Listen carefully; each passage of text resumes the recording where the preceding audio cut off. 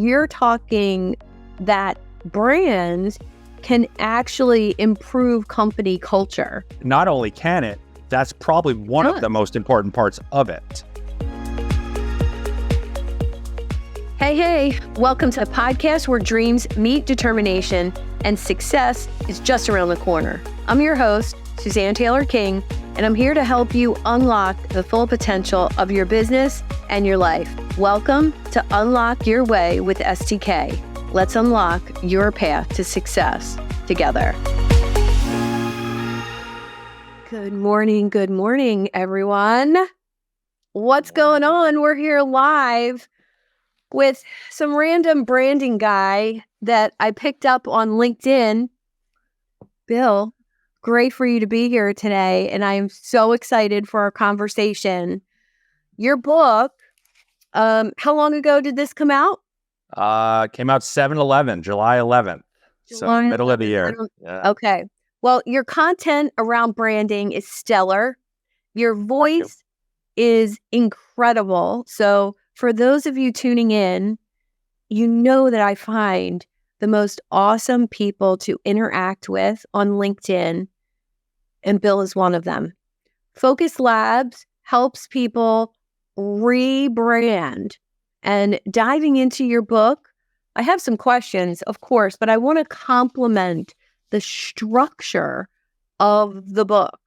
I really felt like you were walking me through your process, and it felt like I could pick up one of the parts. It's divided into 4 parts with 3 chapters each part, action steps. I got to know, how did you come up with the structure? Yeah, I'm happy you said some of the words you just said, which is you found the book, and I'm kind of reading between the lines, very practical, easy to read and follow the structure. That was exactly what I was going after. Nice. The brand topic can be very convoluted, confusing, very big, very wide. And I wanted to make something that was easy to understand, but still valuable. Like, I didn't want to write the branding 101 book, if you will, for the people that maybe are already at that level, but I wanted it to feel that way regardless. So that really did dictate the structure, right? I wanted to take people through, okay, well, let's first cover our bases in the first couple chapters. Like, what the hell is branding? Let's at least come back to zero on that, even if we all think we know. Let's talk about the true impact of branding, which is often misunderstood. How can you measure the effect of brand? It is hard, but it's doable. And then I start to roll into, okay, if you think you need to invest in brand, how do you find the right partner? What's the most important part in finding that relationship before you start rebranding or branding in general? And then the rest of the book goes into, okay, how does it go? And it's very linear, like you said, right? It's like, you start here, and then you go here, and then you go here, and then you go here. And it is our exact process. It's literally what we do.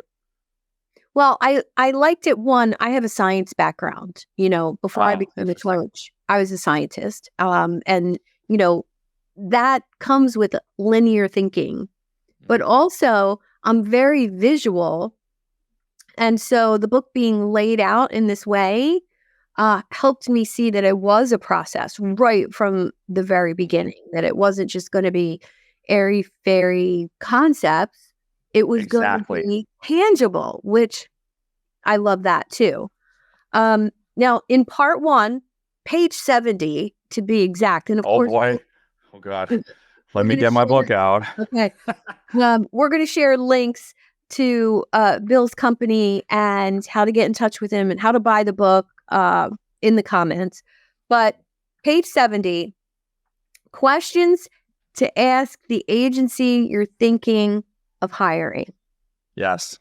I love the boldness of this, because you're basically saying, come on, ask me before you hire me. Yes. Yes.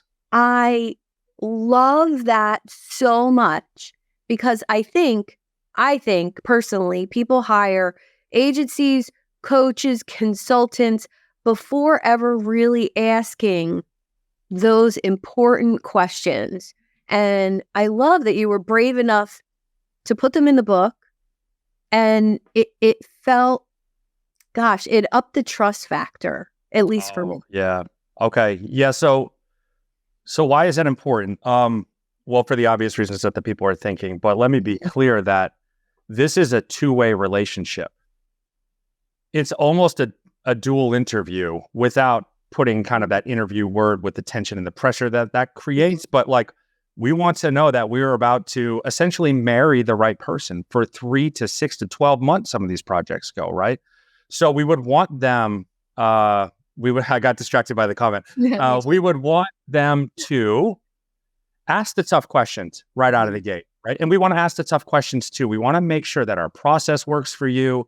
We're not just going to sit back and say, well, we're fighting for this at all costs, and we don't care if it actually works for them or works for us. Work is work, get the work. It's like, no. We actually want to slow the whole thing down and say, what do you need? Can we fulfill that? Can we fulfill it in the way that you want it fulfilled beyond timeline and these other types of things? And that does come down to that people factor. One of my favorite questions, if it's not in the sales process, which I'm not always in, but it is in the kickoff meetings, I'm always very interested to know from the highest stakeholder in the meeting. Sometimes it is the founder, CEO. Sometimes it's head of marketing. Sometimes it's actually just head of design. What their greatest fear is. Like, what are you most scared of when you enter this project? You want to get those things out on the table. There's no sense in not asking them, right? Yeah. Get them out and away from the project and solved, if you can, early, so that you can get it and focus on the work. And there's not kind of like underlying things that haven't been said. So that's why it's important to do those, and even in the sales process. Beautiful. And you said something when you first started out that made me think of a joke. And since I love to make people laugh, I'm going to ask now, where were you with those questions when I got married the first time at 22? Yeah, I don't know. What year was that? 1989. Oh, I was probably deep into Mario 2 on my Nintendo. Right. Yeah. I all right. Just throwing it out there that if, mutual interviews are really important. Yes. And it's something that's rare in today's, agency consulting space. So I just think it's incredible that you put it out there, that how important that is. That's the right word, which was just to jump in, which was like building the trust and the confidence. Yeah. When you keep it real with somebody and you're not just trying to sell them and you're not avoiding the hard questions, but you are just you, because you are genuinely trying to create the best relationship and create the best output. People align to that, right? That's refreshing. There are many times that we hear throughout the sales process and even during a project, wow, I'm so happy you asked that hard question, or you're asking such better questions than we got asked with another agency that they were potentially thinking about working with in the sales process, right? Because we're willing to just be open and keep it real. There's no reason to fake it. Yeah. Some of that does come with time. Let's be real, right? Like in the early days, you're just kind of like, oh God, I hope I can get this. So there's a different feel there. But once you relax and you build confidence, you're able to show up in a different way, which is really effective. Yeah, it really, I think the lesson there is getting to that place of confidence in what you're selling. I call it healthcare selling because that's the space I came from. But it's that internal belief that what you have and what you offer and what it can do for the person sitting in front of you. And if they don't feel the same way, you can't sell somebody something if they don't feel it too. So I love that distinction on your part. And there's no judgment there. Right. Right? Like, it's like, okay, if you actually don't think it's valuable, then like, I don't want you to get it. And I'm not even going to judge you after the fact and say, oh, you're dumb, you don't get it. It's like, okay, you're not there yet. Maybe it is not valuable to you. You can't think like, and I can't personally think that, although I truly believe that brand is so important to every business, that's the most important thing in the world, and everyone's stupid if they don't get it, right? That's a very silly stance to take. So I write a book and I try to help people understand. And then we will meet people when they're at the right point of their journey and ready to take that step. I love it. All right. Let's switch to deliverables, because apparently you're a rock star at deliverables was my takeaway. Okay, that's a good takeaway. That it's one of your favorite things about what you do is delivering quality stuff, obviously. That's right. Right. Yep.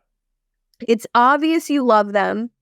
And I wrote that you provide a ton of them compared to other branding things that I've come across. Yeah, let's talk about that. And Yeah. or you could get to your specific question, but I do have some thoughts.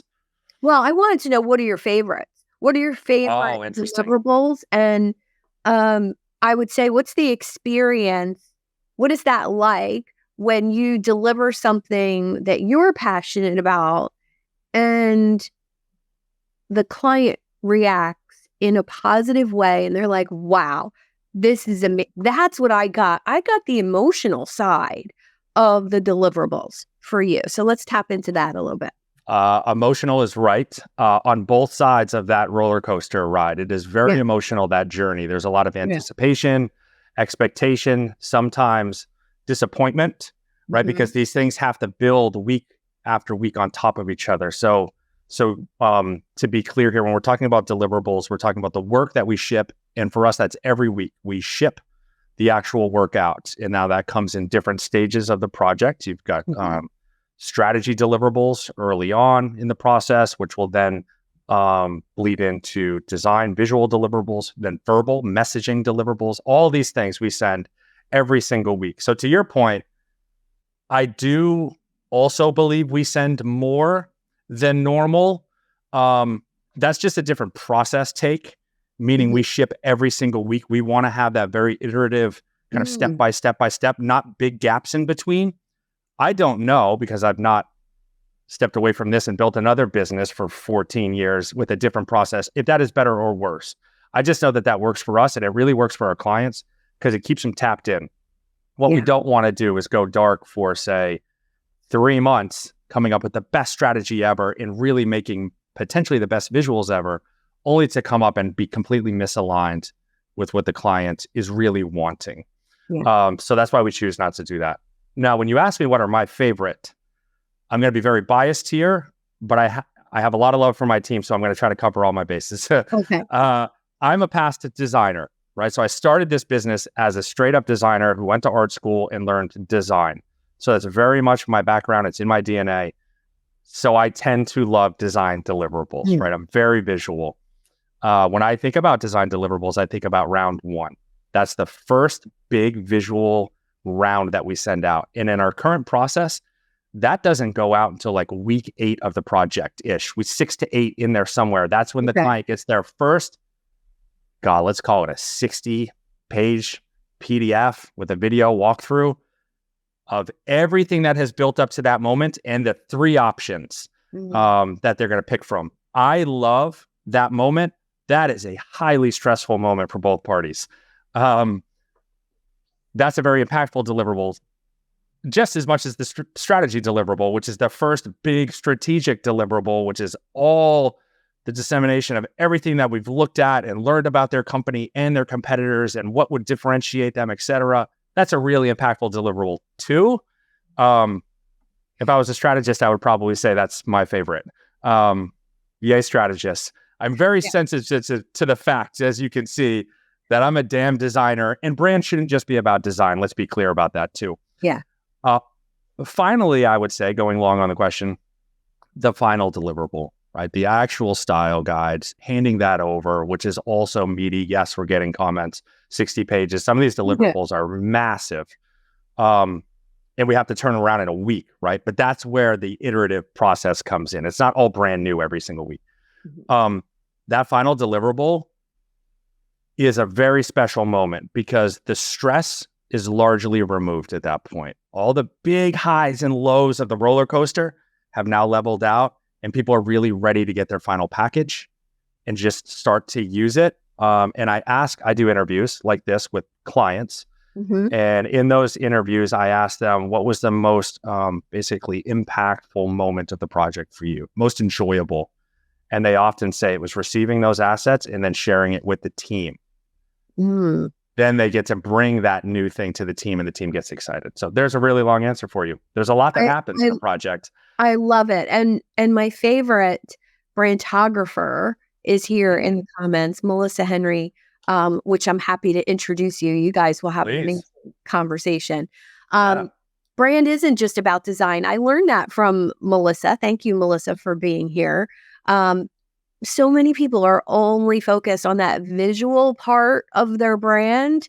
And I mean, the verbal, the messaging piece is so important. Yes. All right. So now I'd love to talk a little bit about the strategy section of the book.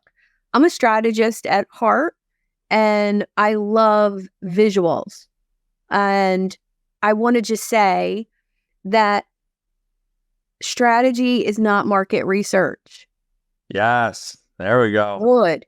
There we go. Good stuff. And I wrote down, you don't just do what everyone else is doing in a market or vertical. By copying what someone else is doing, and face it, that's what so many brands do when they're first starting, because they feel shy or they feel imposter syndrome or whatever. So what stood out to me in this whole section was, are you a fan of category design, my friend? Oh, interesting. Yes. The category design topic is really interesting for me personally, because I find this question of myself, which is like, where does category design fit into branding in general, right? Yeah. And I even went to an awesome dinner with some pretty high profile category design leaders, if you will, and that is their offering, right? Category designers, and I'm a branding agency. Where do we fit? Are we aligned on certain subjects? Are we actually at odds on certain subjects? I find that really interesting.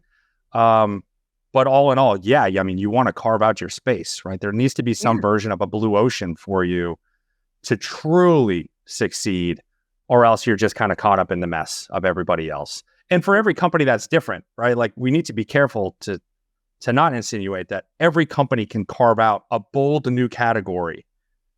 That's going to be really hard for some, because the opportunity is just not there, and very easy for others, which are literally brand new technologies, like an Uber or something, right? Like, they create the category. So yeah, I do find it to be a very interesting topic, and I have Play Bigger. Play Bigger's up on the shelf. I'm a fan of the book and the thinking that is all in that ecosystem of category design. Well, they have a great community that I happen to be an ambassador of. So happy to. There you go. So since being different is so necessary, it can look like a different brand, but in reality, like you said, I totally agree. Everybody can't be their own category of one, but your messaging can be unique. Your vision for where the company is going to go, who it's going to serve, can be that unique combination. Say a little bit about how you help somebody tap into that uniqueness. So you kind of hinted on it, which is every company will find that uniqueness in a different way. Some will straight up be in a category of one. They are already unique. There's nothing else to really do to make that more true. Some companies, that's harder. They can't carve out a straight up category, but they do need to stand out. So let's just go visual, because it's low hanging fruit. Should at least be considered, should we not look like them? Okay, maybe we're second or third in the category. We don't own it, but we need some visual cue and indicators that we are different. That can be visual, yes. That can very much be verbal. It could be the story and how you show up. The personality of the brand can be very different. Whether the visuals truly embrace that or not, we would consider that a disconnect, but the personality could be very different. So there's a lot of ways to create differentiation. I guess my point here is, like, as long as people are covering at least a couple of the bases, then they're moving in the right direction. As opposed to, it was interesting. I was doing another one of those interviews with a past client, and she had expressed that before she met us, her mindset was, oh, those are the people that are succeeding. I should try to look like them because they've obviously figured out the model. I should look like them, sound like them, etc. And I'm so in my own damn bubble. I couldn't believe she said that. I'm like, wait, no, you really thought that before you like reached out to us? And she's like, yes. And then in the sales call, when I was talking to one of your team members, they indicated like, no, that's actually not how you should be thinking. And she's like, that was a light bulb. And I'm like, oh shit. Sometimes I get so deep in it, right? I have to come out and realize that not everybody understands that. So yes, to differentiation, just figure out how you're different and keep beating that drum. Yes. Words, colors, etc. Love it. So when it comes to a company revealing their rebrand, what do you recommend? Do you recommend dripping it out, or do you recommend like a big, curtain blowing party, big reveal style? So I used to die on this hill, and I think I've walked back a little bit. But let me tell you, like, what is most important. Okay. What is most important is that there are two different events. Now, whether we want to call them dripping or like smash bang or reveals, we'll get to that in a second. Okay. The two different events need to be, there has to be an internal rollout. Brand is as much of an internal event, a new alignment, a new story, a new everything that you're bringing to the world. You better get your team on the ship before the ship goes out to the world, right? Even if it's just purely out of a respect thing. You certainly want to do it for more than respect. You want everybody to know this is where we're going. This is why it matters. That impact internally has a huge positive effect within the organization, right? We all know what we're doing now. Oh, finally, we've addressed the fact that we used to say we were 7 different things. And now through this rebrand, we know we are one thing. And this is what our vision for the next 5 years.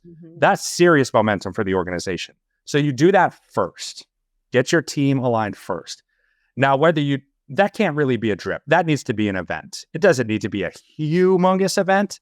Preferably, it would be cared for, though. You want to make it an event. Let's get excited about this thing. Let's get a bit of a hoorah and a rally and a galvanizing moment for the team. Yeah. Then take it external. Now, this is where we would typically and historically say, don't just drip it out because that's more risky. It's risky for it to feel inconsistent, not cared for, not intentional. Having said that, there have been people we've worked with that have done that really well. So I'm a little bit cautious to die on the hill to say, you can't do that or you'll fail. Because they have proven me wrong. And good for them. I'm glad. Yeah. Generally speaking, though, you want to make that an event too, right? At least to have one singular event, even if there's been some dripping.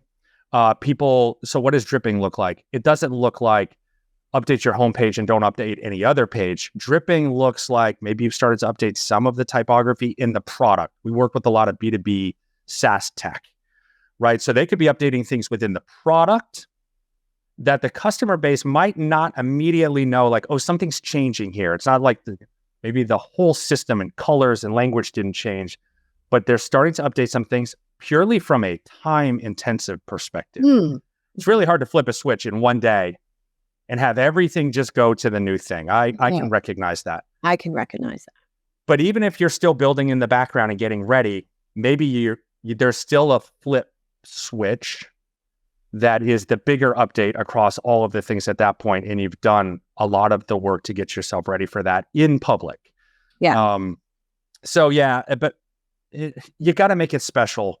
I think people do, but I cringe about the idea that there could be a founder that doesn't really care about brand, but the team convinced him or her that brand is important. They went through the rebrand, and when it was released, that founder didn't take the opportunity to do their soapbox preach. Yeah. That's such an important aspect. Like if the founder is not going to be behind it, oh man, you're really trying to get everybody like dug into it. And I don't think you'll get it if you don't do that. Big or small. An all hands meeting with your team. Or we've had clients fly everybody out to, Cabo and rent an entire hotel and literally like brand the hell out of the entire hotel and have the team have a multi-day moment. we work with clients at different scales, so that's not realistic for everybody. That sounds very fun, though. If you've got the budget for that, Sounds very fun. So two things I want to just really accentuate is that you're talking that brands can actually improve company culture. Hey, which is not only can it, that's probably one of the most important parts of it. Yeah. Well, I don't know if most understand that. I agree. Your team being on the same page, and having the same language and visual representation of where they work in their mind is so beneficial from the advocate standpoint of your people going out into the world and being advocates for your brand. So important. And I love that you made that distinction. So thank you for that. Yeah, I think that's worth cracking open for 30 seconds. Sure. Why do people work at Patagonia? Why do people work at Tesla? Even with a polarizing founder. Yeah. Because they believe in the cause of what that company is doing and what it stands for, right? Those things actually have nothing to do with the visuals. But if you want that company to succeed, the visuals sure better be in line. Patagonia is not going to come out with things that feel anti-earth, right? Everything's going to be in line with the purpose and the story. So if you want to talk about the culture of an aligned brand on the culture, people will join the company because the company knows what it stands for and what it's doing. Yes. And yes, Patagonia is an easy example because it is so big and so clear what they're trying to affect. And like, can B2B SaaS tech do the same? I would argue it can. It probably has to work a little bit harder to carve out exactly what that story is. But once people know it, they will join that. People join Focus Lab because they want to work on branding.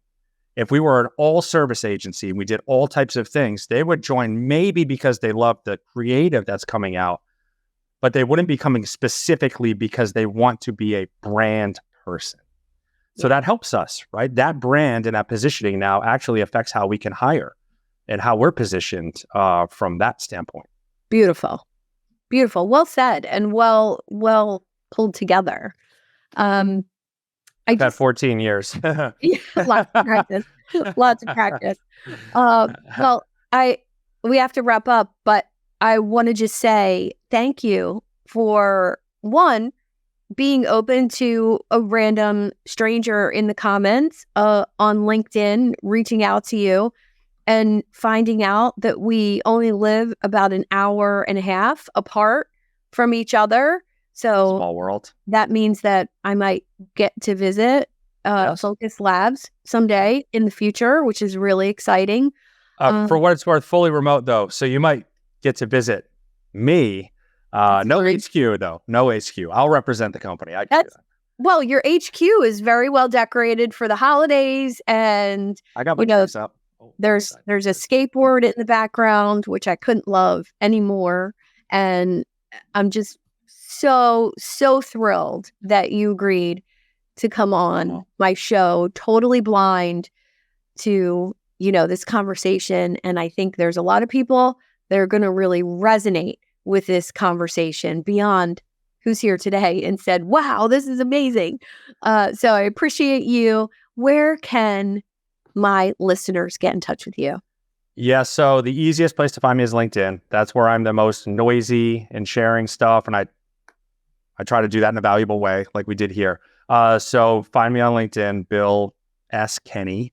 That is also true for all my social handles, which would be like LinkedIn, Twitter. But again, I'm most active on LinkedIn, so find me there. But if you want to check out our work, go to focuslab.agency. Fun fact, we also spun up a second agency this year, which serves more of a seed stage and startup type of client. And that is odbrand.agency. And the last URL I'll plug is for the book, conqueryourrebrand.com. It'll give you some insight into what the book's about. Check it out on Amazon. Before we jump, though, I got to give a shout out to Priscilla. I see her in the comments. Yeah. Priscilla is an A+ Focus Lab alum. She was a wonderful team member on our team, and I see her here. Hey, Priscilla, I see you. Thanks for joining in, Priscilla. Yes. Bill, appreciate you. And the fact that you go by Bill S. Kenney, dare I say, people call me STK. Maybe I'll start calling you BSK. You could call me that. Fun fact, my dad's initials are STK. And I guess the note on why the hell I put S in there is so I could get every handle. So I could get every social handle. I couldn't get just straight Bill Kenney on my social handle. So I stuck the S in there and voila, magic.